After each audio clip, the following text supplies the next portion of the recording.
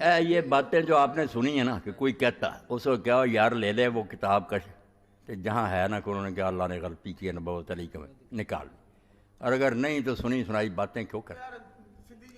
مطلب جنرل اور common sense کی بات ہے کہ نبی علیہ الصلوۃ والسلام جس کو 40 سال دے ہوئے نے تو اس کو اللہ تعالیٰ نے کیا کہ اس کو اعلان کر تو اس کو جناب بیٹا سوچو یہ بات جو ہے نا سن لو بیٹا میری سنو، شیعہ لوگوں کی چھوٹی سے لے کر بڑی کتاب لے لینا آدمی، بچوں کو بھی جب پڑھاتے ہیں نا اس میں جب بیان ہوتا ہے نجاسات کا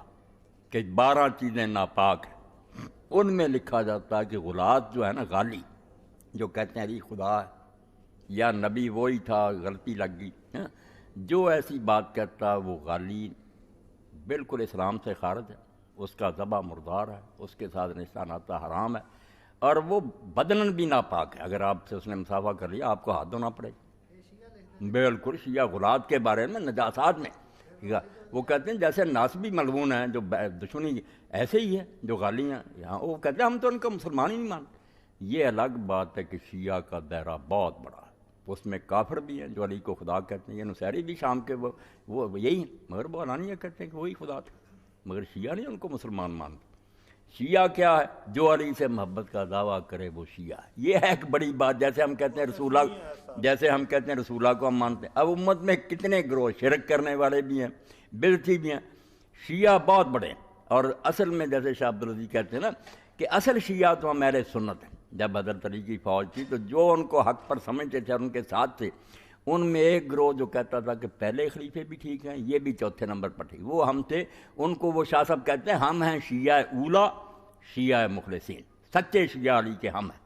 دوسرے نمبر پر ہیں تفضیلی جو لشکر میں تھے، مگر وہ کہتے تھے کہ علی ان پہلوں سے افضل ہے، برا ان کو بھی نہیں کہتے۔ تیسرا گروہ تھا جو کہتے تھے پہلے غاصب ہے، انہوں نے ظلم کیا، حق تو علی کا تھا، یہ بھی فوج میں، حضرت علی کی فوج میں تو ایسا تھا نا معاملہ کہ حضرت علی کو یہی بڑی مصیبت تھی کہ فوج میں سارے دن کے لوگ ایک ان کو اب خلیفہ برک مانتے ہیں، ایک کہتے ہیں وہ پہلوں سے افضل ہے، ایک کہتے ہیں پہلے غاصب تھے، اور ایک وہ تھے جو کہتے ہیں خدا ہے۔ وہ مسجد میں کھڑے ہو جاتے ہیں کہ تو ہی ہمارا رب ہے، تو ہی اب ان سب سے نپٹنا پڑتا، کہنے کو وہ سارے شیعہ ہی تھے، آپ کے لشکری جو تھے جو یہ شیعہ ہے نا جن کو ہم شیعہ کہتے ہیں جو مذہب ہے، اس میں یہ باتیں نہیں کہ اللہ غلطی کرتا، بالکل وہ کافر کہتے ہیں ایسے لوگ۔ یہ جو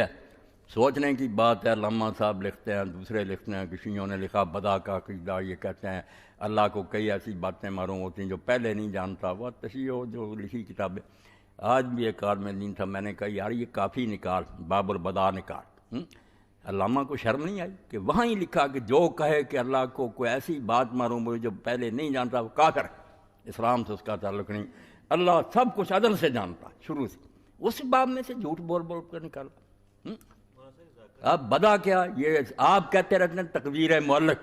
کہ اللہ کبھی لکھ دیتا کہ اس کی عمر 60 سال ہوگی، مگر اس نے دعائیں کی، صدقہ خیرات کیا، اس کی 80 کر دی۔ یہ ان کے دفتر سنیوں کے بھرے ہوئے، کہتے ہیں جب پوچھیں کہ اللہ کو نیا پتہ، نہیں پتہ پہلے ہی تھا، مگر یہ بتایا کہ دعاؤں کا فائدہ ہوتا سر، کہ ہمیں بتانے کے لیے، ورنہ پہلے سے جانتا تھا کہ عمر اس کی 80 کرنی ہے، مگر بظاہر جیسے پہلے مسجد اقصیٰ کی طرف منہ تھا، وہ کہتے ہیں جیسے شریعت میں نسخ ہے کہ پہلے حکم تھا، یہ نہیں کہ اللہ کو نئی بات سوجی، پھر ادھر حکمت ہوتی ہے، پہلے اعلان ہو جاتا فرشتوں کو کہ اس کی 60 سال پر عمر جان قبض کر لو،